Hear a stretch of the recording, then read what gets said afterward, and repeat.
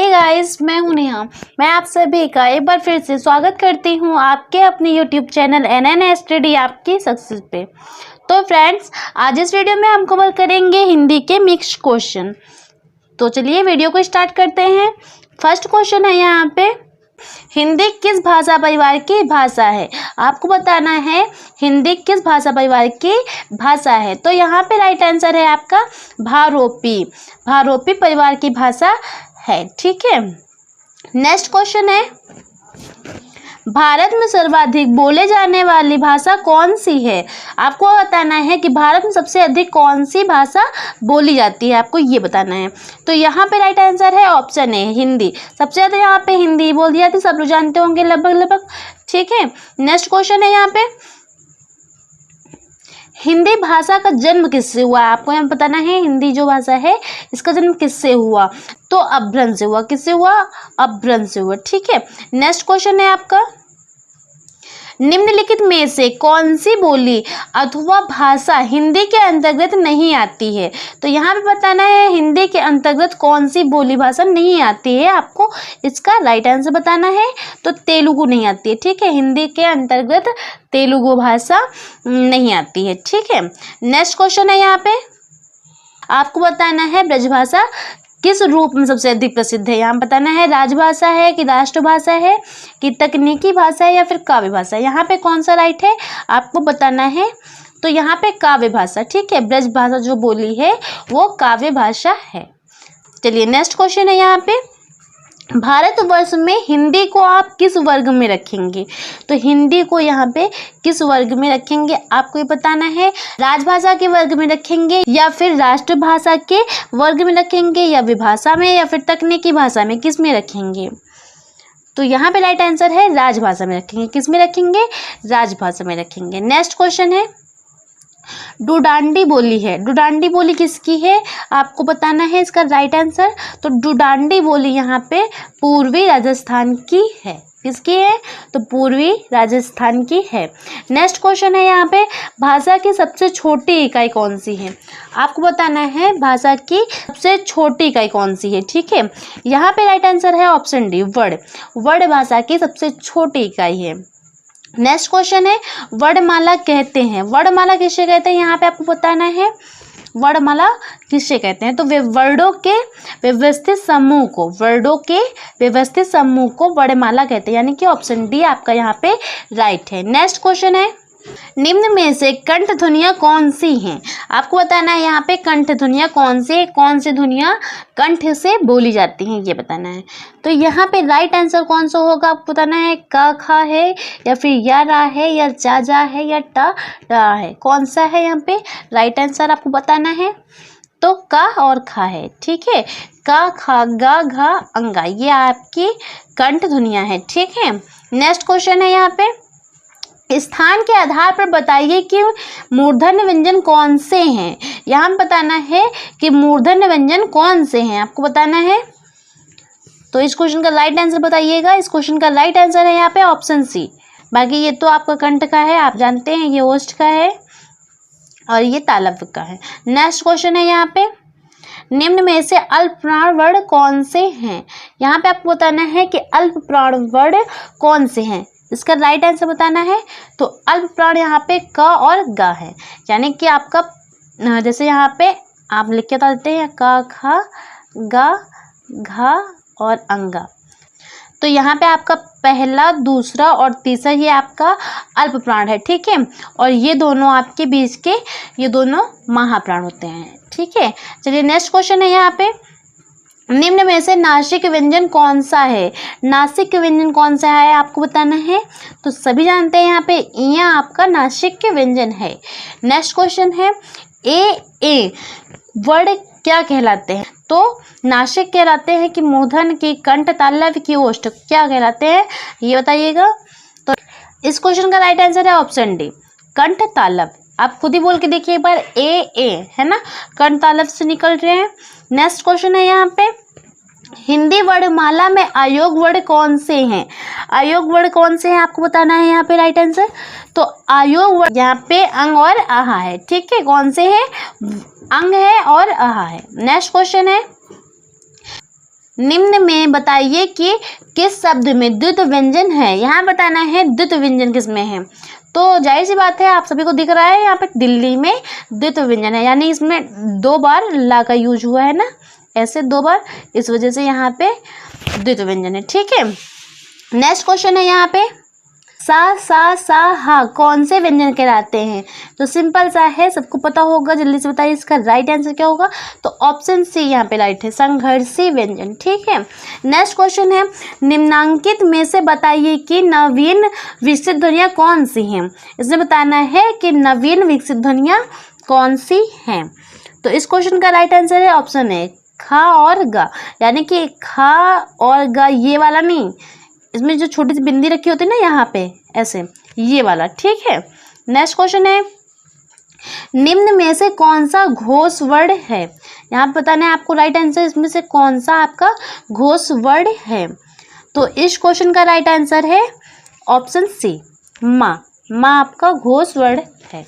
Next question है, निम्नलिखित में से शुद्ध वर्तनी का चयन कीजिए। आपको यहाँ पे शुद्ध वर्तनी बतानी है, इसकी कौन सी सही है। तो उन्नति कैसे लिखा जाएगा ये बताना है। तो यहाँ पे ऑप्शन डी राइट है। नेक्स्ट क्वेश्चन है, यह रास्ता दुर्गम है, सावधानी से चलें। तो इसमें जो दुर्गम लिखा है ये कैसे लिखा जाएगा आपको बताना है। इसका राइट आंसर क्या होगा। तो दुर्गम यहाँ पे ऐसे लिखा जाएगा। नेक्स्ट क्वेश्चन है, इसमें भी शुद्ध वर्तनी बतानी है आपको। तो अन्वेषण कैसे लिखा जाएगा, इसका राइट आंसर बताना है। अन्वेषण यहाँ पे आपका पहला वाला सही है। नेक्स्ट क्वेश्चन है, जानवी कैसे लिखा जाएगा ये बताना है। जानवी का कौन सा राइट है। तो यहाँ पे भी ऑप्शन सी राइट है आपका, जानवी ऐसे लिखा जाएगा, जिसमें हा में ऐसे करके अंदर ऐसे रहता है ना, वो वाला। ठीक है, नेक्स्ट क्वेश्चन है, शुद्ध वर्तनी का चयन कीजिए। यहाँ पे भी शुद्ध वर्तनी का चयन करना है, कौन सा राइट है। अधोपतन है, आधिपतन है, या फिर अधापतन है, या फिर आधापतन है, कौन सा यहाँ पे राइट होगा आपको बताना है। तो यहाँ पे ऑप्शन सी राइट है आपका। नेक्स्ट क्वेश्चन है, सृष्टि कैसे लिखा जाएगा ये बताना है आपको। सृष्टि कैसे लिखा जाएगा, तो यहाँ पे ऑप्शन सी आपका राइट है। नेक्स्ट क्वेश्चन है, तहसीलदारी कैसे लिखा जाएगा ये बताना है। इस क्वेश्चन का राइट आंसर बताना है आपको। तो तहसीलदारी आपका फर्स्ट वाला सही है। नेक्स्ट क्वेश्चन है, अब कीर्ति कैसे लिखा जाएगा। अब कीर्ति कैसे लिखा जाएगा ये बताना है आपको। तो यहाँ पे अब कीर्ति ऐसे लिखा जाएगा, आपका बी आंसर सही है। ठीक है, नेक्स्ट क्वेश्चन है, छा कैसे लिखा जाएगा। छा में हा होगा, या फिर छा में बिंदी लगेगी, या फिर मात्रा लगेगी, या फिर आहा आधा होगा, क्या होगा यहाँ पे बताना है आपको। तो यहाँ पे ऑप्शन ए राइट है। नेक्स्ट क्वेश्चन है, शुद्ध वर्तनी का चयन कीजिए। यहाँ पे भी शुद्ध वर्तनी का चयन करना है। तो तरुण कैसे लिखा जाएगा बताना है।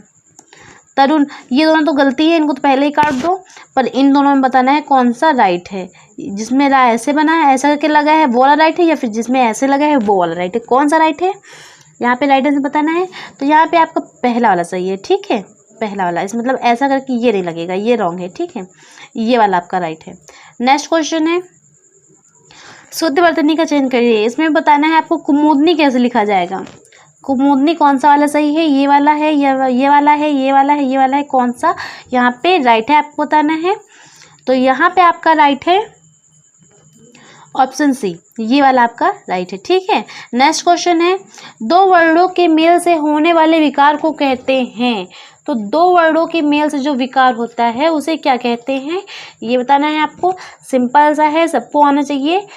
तो फटाफट बताइए कौन सा यहाँ पे राइट होगा।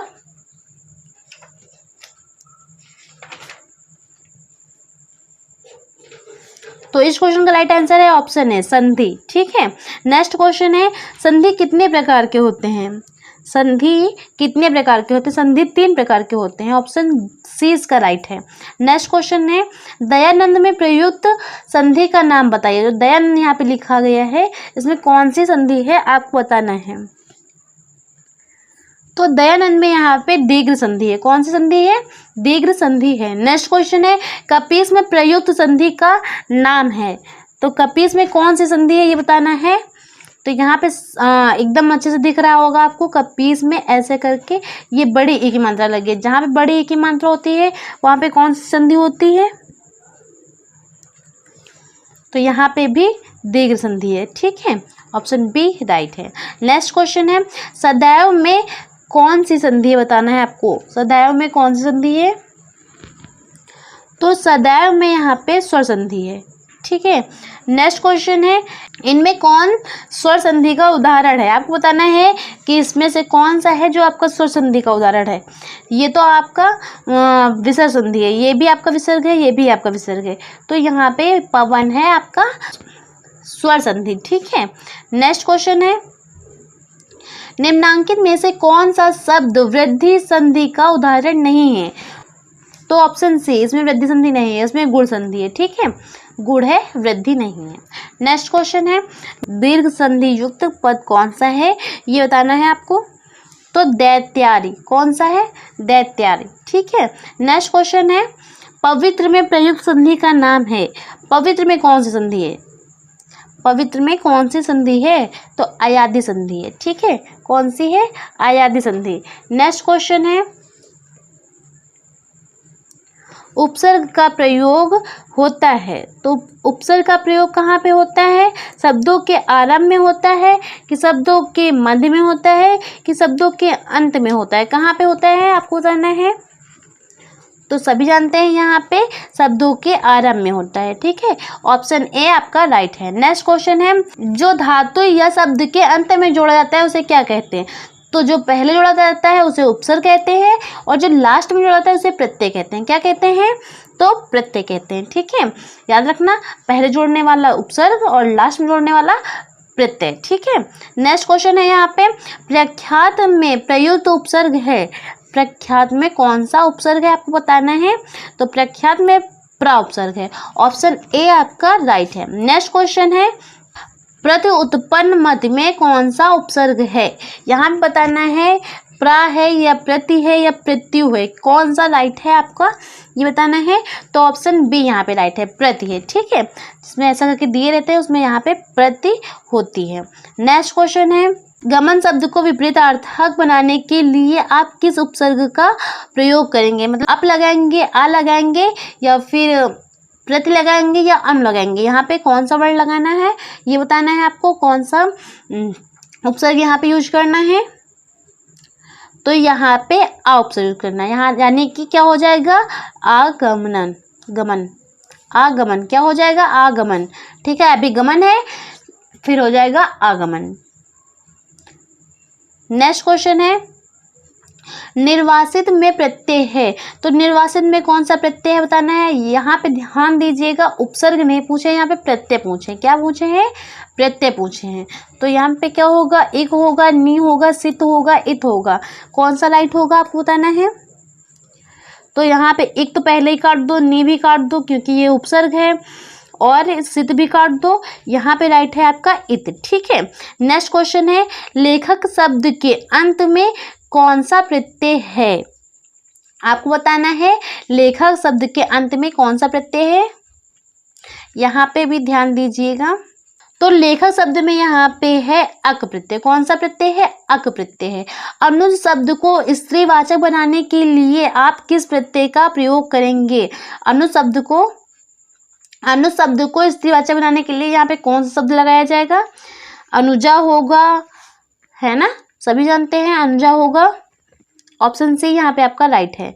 नेक्स्ट क्वेश्चन है, सुत शब्द को स्त्रीवाचक बनाने के लिए किस प्रत्यय का प्रयोग करेंगे, तो यहाँ पे भी सुता होगा, क्या होगा, सुता, यानी कि ऑप्शन बी आपका राइट है।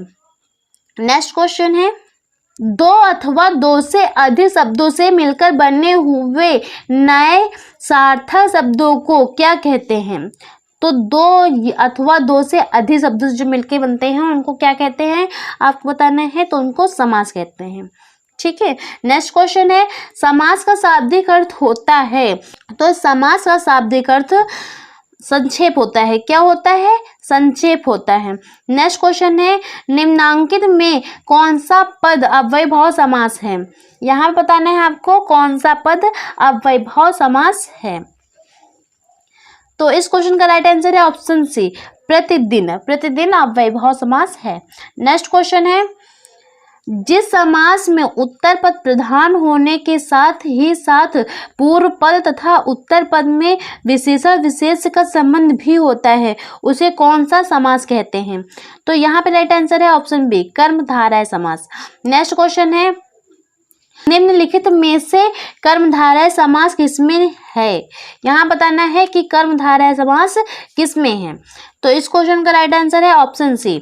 नेक्स्ट क्वेश्चन है, जिस समास के दो पद अप्रधान होते हैं वहां पर कौन सा समास होता है? तो जिस पद के दोनों पद अप्रधान होते हैं तो वहां पे कौन सा समास होगा बताना है। तो वहां पे बहुब्रीहि समास होगा। आपको बताना है यहाँ पे जितेंद्रिय में कौन सा समास है, जितेंद्रिय में कौन सा समास है? तो जितेंद्रिय में बहुब्रीहि समास है। नेक्स्ट क्वेश्चन है, देवासुर में कौन सा समास है? यहाँ बताना है देवासुर में कौन सा समास है? तो द्वंद्व समास है। कौन सा है? द्वंद्व समास है। ठीक है। नेक्स्ट क्वेश्चन है, देशांतर में कौन सा समास है? तो देशांतर में कौन सा समास है? तत्पुरुष समास है। नेक्स्ट क्वेश्चन है, दीनानाथ में कौन सा समास है? दीनानाथ में कौन सा समास है? तो दीनानाथ में कर्मधारय समास है। नेक्स्ट क्वेश्चन है, मुख दर्शन में कौन सा समास है? मुख दर्शन में कौन सा समास है बताना है। तो तत्पुरुष है। नेक्स्ट क्वेश्चन है, कौन सा शब्द बहुब्रीहि समास का सही उदाहरण है? यहाँ बताना है। तो ऑप्शन सी यहाँ पे राइट है, पंचानन। ठीक है। नेक्स्ट क्वेश्चन है, निशाचर में कौन सा समास है? निशाचर में कौन सा समास है बताना है आपको। तो यहाँ पे राइट आंसर है बहुब्रीहि, ऑप्शन डी यहाँ पे आपका राइट है। नेक्स्ट क्वेश्चन है, निम्नलिखित में से किसने शून्य के सिद्धांत को प्रतिपादित किया? तो इस क्वेश्चन का राइट आंसर है ऑप्शन सी, आर्यभट्ट ने। नेक्स्ट क्वेश्चन है, निम्नलिखित में से एक सिंधु घाटी स्थल पाकिस्तान में है? तो हड़प्पा सिंधु घाटी स्थल पाकिस्तान में है। नेक्स्ट क्वेश्चन है, हर्षवर्धन के काल में भारत आने वाले चीनी तीर्थयात्री कौन था? तो यहाँ पे राइट आंसर है ऑप्शन 4। नेक्स्ट क्वेश्चन है, अकबर के प्रसिद्ध राजस्व मंत्री कौन थे? तो अकबर के प्रसिद्ध राजस्व मंत्री टोडरमल थे। नेक्स्ट क्वेश्चन है, 1757 में प्लासी के युद्ध में सिराजुद्दौला को किसने धोखा दिया? तो इस क्वेश्चन का राइट आंसर है ऑप्शन सी, मीर जाफर ने। नेक्स्ट क्वेश्चन है, गांधी जी ने निम्नलिखित कारण से असहयोग आंदोलन वापस ले लिया? तो चौरी चौरा कांड की वजह से आंदोलन वापस ले लिया था। नेक्स्ट क्वेश्चन है, नौजवान भारत सभा की स्थापना किसने की? तो नौजवान भारत सभा की स्थापना सरदार भगत सिंह ने की थी। किसने की थी? सरदार भगत सिंह ने की थी। नेक्स्ट क्वेश्चन है, स्वामी विवेकानंद का मूल नाम था? तो स्वामी विवेकानंद का मूल नाम था नरेंद्रनाथ दत्त। नरेंद्रनाथ दत्त। नेक्स्ट क्वेश्चन है, सुभाष चंद्र बोस ने किस देश में स्वतंत्र भारत की अंतरिम सरकार की स्थापना की? तो इस क्वेश्चन का राइट आंसर है option B, Singapore. Next question है, राष्ट्रीय संघर्ष के दौरान प्रसिद्ध समाचार पत्र केसरी के संस्थापक संपादक कौन थे? तो इस क्वेश्चन का राइट आंसर है option D, Lokmanya Tilak. Next question है, भारतीय मरुस्थल को कहा जाता है? तो भारतीय मरुस्थल को क्या कहा जाता है यहाँ पे बताना है। तो थार कहा जाता है। नेक्स्ट क्वेश्चन है, विश्व का सबसे बड़ा डेल्टा कौन सा है? तो विश्व का सबसे बड़ा डेल्टा सुंदरबन का डेल्टा है। नेक्स्ट क्वेश्चन है, नर्मदा नदी का उद्गम निम्नलिखित में से कौन सा है? तो नर्मदा नदी का उद्गम यहाँ पे है अमरकंटक। नेक्स्ट क्वेश्चन है, मध्य प्रदेश में पन्ना एक महत्वपूर्ण स्थान है, यह किसके लिए प्रसिद्ध है? तो यह हीरे की खान के लिए प्रसिद्ध है। नेक्स्ट क्वेश्चन है, नर्मदा नदी का उद्गम निम्नलिखित में से कौन सा है? तो नर्मदा नदी का उद्गम अमरकंटक है। कौन सा है? अमरकंटक है। समय के संदर्भ में GMT का मतलब क्या है? तो समय के संदर्भ में GMT का मतलब है Greenwich mean Greenwich mean time. ठीक है, ऑप्शन बी यहाँ पे आपका राइट है। नेक्स्ट क्वेश्चन है, नीति आयोग का पदेन अध्यक्ष कौन होता है? तो नीति आयोग का पदेन अध्यक्ष प्रधानमंत्री होता है। नेक्स्ट क्वेश्चन है, भारत में 14 बड़े बैंकों का राष्ट्रीयकरण किस वर्ष किया गया? तो भारत में 14 बड़े बैंकों का राष्ट्रीयकरण 1969 में किया गया। ऑप्शन सी इसका राइट है। नेक्स्ट क्वेश्चन है, राष्ट्रीय कृषि बीमा योजना कब शुरू की गई थी? तो 1999 को शुरू की गई थी। नेक्स्ट क्वेश्चन है, किसे भारत में हरित क्रांति का जनक कहा जाता है? तो भारत में हरित क्रांति का जनक MS स्वामीनाथन को कहा जाता है। किसे कहा जाता है? MS स्वामीनाथन को कहा जाता है। नेक्स्ट क्वेश्चन है, दूसरी पंचवर्षीय योजना की प्राथमिकता क्या थी? तो दूसरी पंचवर्षीय योजना की प्राथमिकता भारी उद्योग था। ठीक है, ऑप्शन सी यहाँ पे राइट है। सो गाइस, आज के लिए इतना ही। आई होप आपको ये वीडियो पसंद आई होगी। अगर आपको ये वीडियो पसंद आई है तो प्लीज़ वीडियो को लाइक करिएगा, चैनल को सब्सक्राइब करिएगा। तब तक के bye bye, take care, thanks for watching.